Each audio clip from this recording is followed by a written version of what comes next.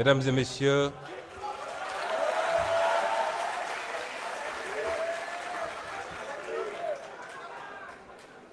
Mesdames et messieurs les honorables députés,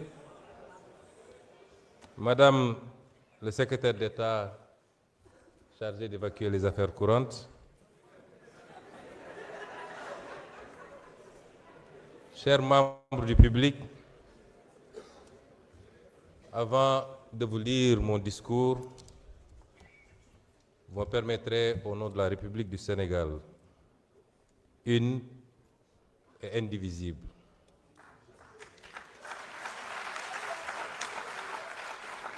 d'adresser mes chaleureuses félicitations à mon nom propre, au nom de la représentation parlementaire, à M. Ahmadou Al-Aminou Lo, qui hier a été nommé Premier ministre de la République du Sénégal. Je voudrais rappeler que je connais personnellement le Premier ministre du Sénégal, que j'ai fait nommer secrétaire général du gouvernement rattaché à la primature que je dirigeais, et avec lequel j'ai cheminé pendant 1 an et demi et abattu un travail colossal dans la confection d'abord des référentiels, notamment celui du Sénégal 2050, le master plan, le master plan et tous les autres documents relatifs au référentiel. Et je peux témoigner que c'est un travailleur acharné, un homme compétent, un homme dévoué.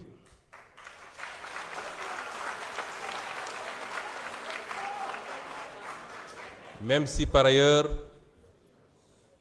je dois à la vérité que nous avons certaines divergences sur certaines questions, notamment la question monétaire, la gestion de la dette et d'autres questions similaires. Je voudrais dire qu'un gouvernement se forme normalement avec la formation politique majoritaire dans un pays.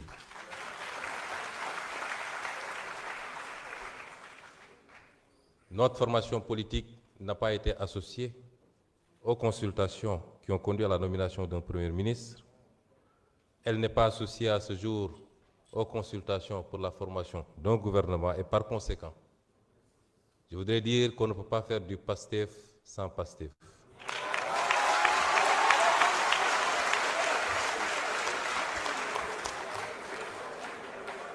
Et la seule référence du socle PASTEF dans un discours n'a pas légitimité du parti PASTEF. Je voudrais rappeler que les circonstances dans lesquelles cette installation se tient m'amènent à clarifier ces questions. Malgré ce raté, malgré ce faux départ par rapport à la nomination du Premier ministre, PASTEF, qui est la formation politique, et c'est inédit dans les annales politiques de ce pays et peut-être du monde, qui est la formation politique à la fois majoritaire dans l'opposition et au pouvoir, reste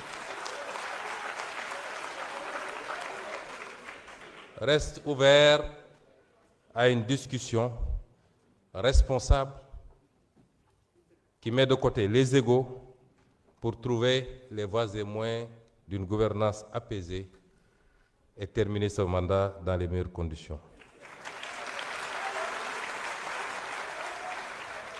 Et cette discussion ne se fera pas autour des hommes et des femmes. Elle se fera autour des orientations et du programme.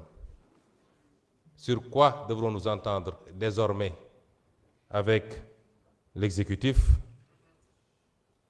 Quels sont les engagements qui ont été pris récemment sur la question liée à la restructuration? Quelles perspectives pour le maintien du pouvoir d'achat et éviter de faire subir aux Sénégalais les conséquences d'une augmentation? Quid de la justice et du Jubal Jubbanti?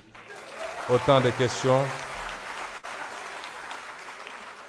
questions qui devront fonder les discussions sur l'année avec le président de la République pour pouvoir envisager de continuer à l'accompagner dans la sérénité, le parti, l'Assemblée nationale, les majorités que nous détenons aussi bien dans l'opposition qu'au niveau de l'exécutif. Et j'en appelle donc au sens du dépassement. On ne peut pas être dans un système d'hyperprésidentialisme au Sénégal aujourd'hui. Et la configuration actuelle en a décidé ainsi. Mesdames et messieurs les honorables députés, nous voici réunis dans cet hémicycle en un jour 3 fois symbolique. Lendemain de Pentecôte et retour de Popenguine pour les chrétiens, jour de la station et du jeûne d'Arafat et veille de la Tabaski pour les musulmans. Il y a quelques jours encore, j'étais à la tête du gouvernement. Mon bilan y est très précis. Transparence sur la dette cachée, renégociation des intérêts compromis du Sénégal, respect des échéances de la dette, refus de la restructuration, plan de redressement économique et social, moralisation de la vie publique, notamment pour tout ce qui concerne les fonds, la corruption, le train de vie de l'État et les réformes, exigence de justice, protection de la société et de ses valeurs, notamment avec cette loi contre l'homosexualité, gestion des cas complexes liés aux inondations et des campagnes de production agricole, maîtrise du coût de la vie pour les Sénégalais, apaisement du climat social, redéfinition du modèle de développement, sauvetage des entreprises en difficulté et lutte contre la corruption, je le répète encore. Et maintenant, l'Assemblée nationale.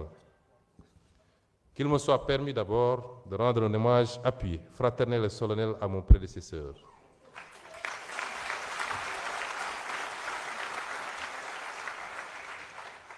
À mon prédécesseur, le président Malick Ndiaye.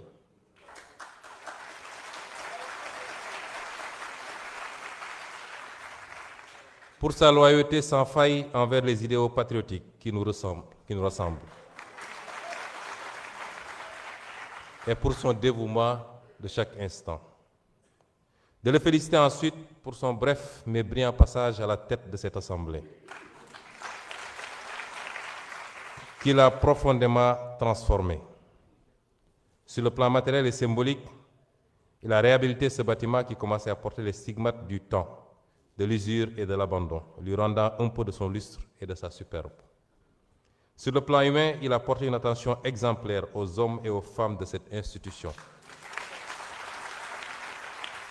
Techniciens, greffiers, collaborateurs, personnes de service, améliorant leur statut, rappelant avec force que derrière les bancs des députés, il y a des vies, il y a des familles, des dignités à protéger. Sur le plan financier, il a imposé une régularisation rigoureuse et méthodique des procédures budgétaires, mettant fin aux zones d'ombre et aux pratiques opaques. Sur le plan technologique, il a engagé la digitalisation du travail parlementaire, nous dotant d'outils modernes alignés aux meilleurs standards. Au plan international, il a su donner un contenu dynamique au concept de diplomatie parlementaire, au service du rayonnement du Sénégal et renforcer le positionnement régional et international de notre pays. Président Malick Ndiaye, au nom de tous les députés de cette institution, au nom de notre formation politique, au nom du peuple sénégalais, à mon nom propre, je vous dis merci.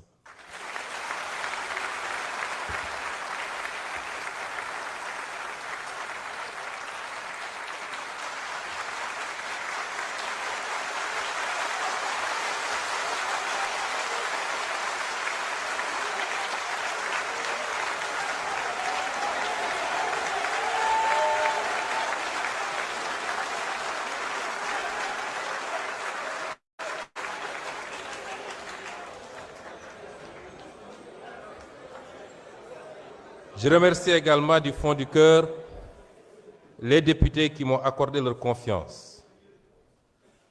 Députés de la majorité, mais plus encore députés de l'opposition qui m'ont accordé leur confiance. Cette confiance me lie. Aujourd'hui, vous me donnez plus que jamais les moyens insoumis et institutionnels de notre rôle de gardien vigilant de notre révolution.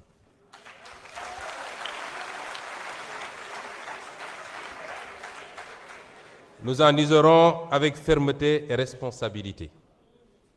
Je veux aussi adresser un petit mot affectueux à mon ami et frère, l'honorable Ismaïla Wane.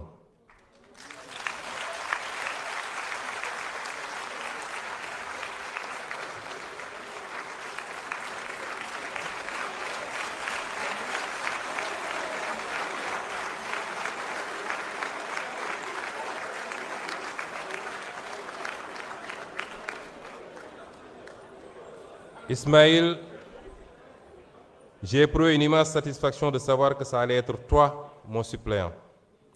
Depuis plus de 10 ans que nous cheminons, tu as toujours fait preuve, en toutes circonstances, d'une loyauté absolue, de désintéressement rare, d'une abnégation totale. Ton amitié sincère restera l'un des biens les plus précieux que m'ait offert l'engagement public. Pour ma part, chers collègues, comme vous le savez tous, j'ai été député pendant 5 ans, 5 longues années. J'ai connu les bancs étroits de l'opposition parlementaire, les joutes oratoires acharnées et parfois l'épuisement du combat solitaire contre des majorités qui confondaient la force du nombre avec la légitimité du droit.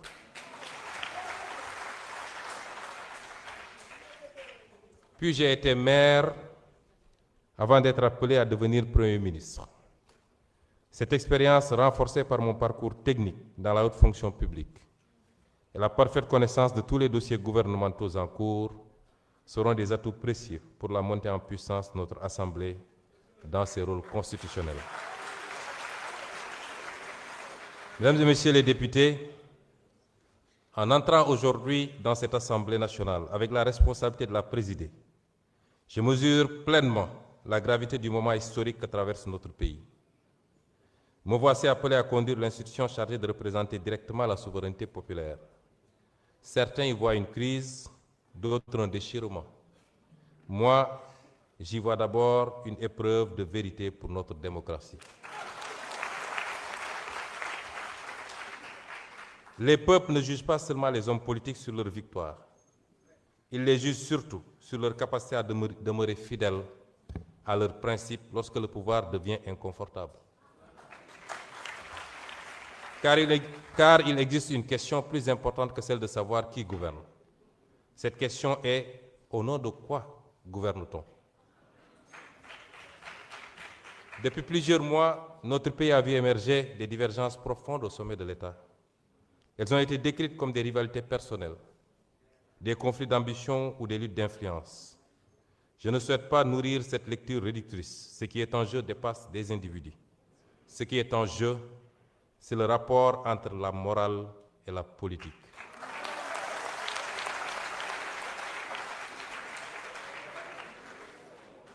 Aristote écrivait dans l'Éthique à Nicomaque que la politique est l'art suprême parce qu'elle a pour finalité le bien commun. Non pas pour le bien d'un clan, non pas pour la conservation d'un pouvoir pour lui-même, mais le bien de la cité. Il rappelait également qu'aucune cité ne peut durer si la vertu disparaît de ceux qui la dirigent. Au Sénégal même, cette question de l'éthique du pouvoir ne nous est pas étrangère. Le président Mamadou Dia rappelait déjà, au lendemain de l'indépendance, qu'aucun projet de transformation nationale ne peut survivre si les dirigeants confondent l'État avec leurs propres intérêts. Pour lui, la souveraineté ne pouvait pas être seulement politique.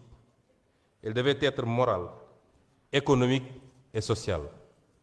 Il savait qu'un pays peut disposer d'un drapeau, d'un hymne national et d'institutions tout en demeurant prisonnier de pratiques qui vident la République de son sens. Ce que Mamadou Dia avait compris très tôt, Beaucoup de nations africaines l'ont découvert parfois trop tard. Un pays peut survivre à la pauvreté matérielle, mais rarement à l'effondrement de sa morale publique. Une nation ne meurt pas seulement de pauvreté économique, elle peut mourir de fatigue morale. Elle peut mourir lorsque les institutions cessent d'être au service du peuple pour devenir des instruments de confort, de peur et de calcul. Elle peut mourir lorsque les institutions cessent d'être au service du peuple pour devenir des instruments de confort, de peur ou de calcul. Nous venons d'une longue histoire de dissolution africaine. Combien de peuples ont vu des mouvements de libération devenir des appareils de domination? Combien de promesses de rupture se sont dissoutes dans les privilèges, les accommodements et les silences? Combien de révolutions ont fini par craindre la transparence qu'elles réclamaient hier? Saint Augustin, dans la Cité de Dieu, posait une question redoutable. Qu'est-ce qu'un État sans justice? Sinon une grande association de brigands. Qu'est-ce qu'un État sans justice? Sinon une grande association de brigands. Cette phrase demeure d'une actualité implacable pour toutes les nations du monde. Lorsque la puissance publique cesse d'être ordonnée à la justice, elle ne produit plus la confiance, elle produit la résignation et la colère. C'est pourquoi je veux le dire ici avec gravité. La morale politique n'est pas une décoration destinée au discours de campagne électorale. Elle est la condition de survie des nations. Lorsqu'un peuple perd confiance dans la parole publique, il cesse progressivement de croire aux institutions elles-mêmes. Notre responsabilité historique est immense car notre peuple a beaucoup souffert pour rendre possible la révolution citoyenne par les urnes de 2024. Des jeunes sont tombés, des familles ont pleuré, des citoyens ont connu la prison, la peur et parfois l'exil. Le peuple sénégalais n'a pas porté notre projet au pouvoir pour assister à une simple permutation d'élite.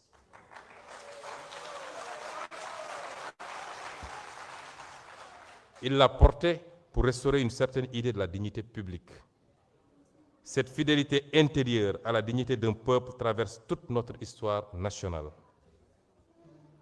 Aline Sitoé Diatta avait déjà compris qu'un peuple ne demeure libre que lorsqu'il refuse intérieurement la résignation. Face à la domination coloniale, elle ne disposait ni d'armée, ni d'État, ni d'institutions. Elle ne possédait qu'une force morale, la conviction qu'aucune puissance n'est durable lorsqu'elle exige d'un peuple qui renonce à sa dignité. Cette leçon demeure actuelle. Les nations commencent à se perdre le jour où leurs dirigeants demandent à leur peuple de s'habituer au renoncement. Cheikh Ahmadou Bamba lui aussi nous a transmis. Cheikh Ahmadou Bamba lui aussi nous a transmis une autre leçon essentielle dans les périodes de tension. La véritable force ne réside pas seulement dans la conquête du pouvoir, mais dans la capacité à demeurer maître de soi lorsque survient l'épreuve. Il savait qu'un homme peut perdre une fonction sans perdre son honneur, et qu'un peuple peut traverser les tempêtes sans abandonner sa dignité. Cette sagesse doit aujourd'hui nous guider collectivement. C'est précisément pour cette raison que les institutions ne peuvent être neutres face à la question morale. L'Assemblée nationale doit être le cœur battant de cette exigence éthique. Et je mesure parfaitement le symbole de cet instant. Les principes et les préceptes que je viens de citer, je les ai développés bien avant, lors de la campagne législative de 2022, lors de la campagne législative de 2017 et lors de la campagne législative de 2024. Il n'est qu'à remonter à mes différentes déclarations et à mon interview avec Walfadjri pour voir qu'il y a une cohérence dans les propos que je tiens sur le rôle qui doit être celui de l'Assemblée nationale. Et je mesure parfaitement le symbole de cet instant. Certains croyaient que le limogeage d'un Premier ministre signifiait sa disparition politique. Mais dans une démocratie véritable, aucune fonction n'épuise la légitimité populaire. Aucune fonction n'épuise la légitimité populaire. Le peuple demeure la source du pouvoir. Et cette Assemblée, forte de la confiance massive accordée au projet porté par PASTEF lors des législatives du 17 novembre 2024, possède aujourd'hui une responsabilité historique particulière. Je veux rassurer que je n'utiliserai pas cette responsabilité pour organiser le chaos institutionnel.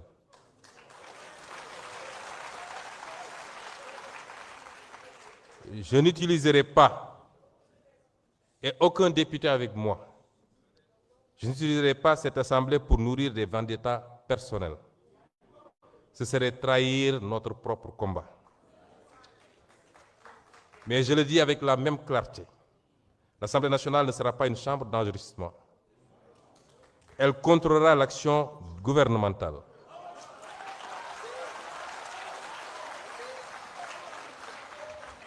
Elle exercera pleinement ses prérogatives constitutionnelles de vote des lois, de contrôle de l'action du gouvernement et d'évaluation des politiques publiques. Elle défendra la transparence des finances publiques, la reddition des comptes et la souveraineté populaire. Elle usera de tous les leviers de contre-pouvoir, tous les leviers de contre-pouvoir constitués. Elle usera de manière responsable, mais tout aussi ferme, de tous les leviers de contre-pouvoir constitués selon la gravité des faits et des circonstances. Cette exigence morale ne relève d'ailleurs pas seulement de la philosophie ou de l'histoire politique.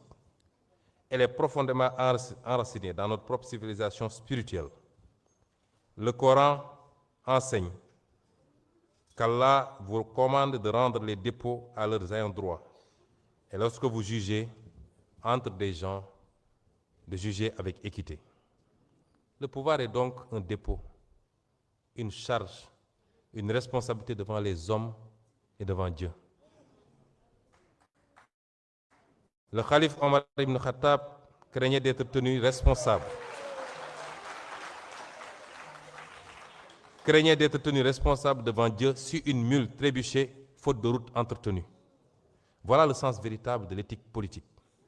Considérer que chaque injustice ignorée, chaque privilège toléré, chaque renoncement devant la vérité finit par fragiliser toute la communauté nationale.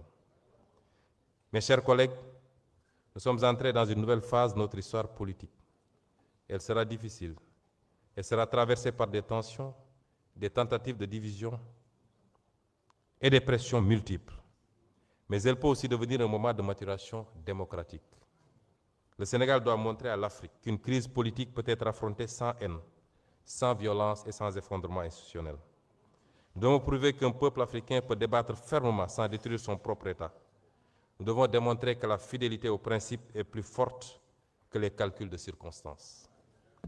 Je tends la main à tous les députés de cette Assemblée, majorité comme opposition. Car au-dessus des appartenances partisanes, il existe une exigence supérieure, celle qui consiste à préserver la République, et l'histoire retiendra moins les postes occupés que les principes défendus dans les moments décisifs.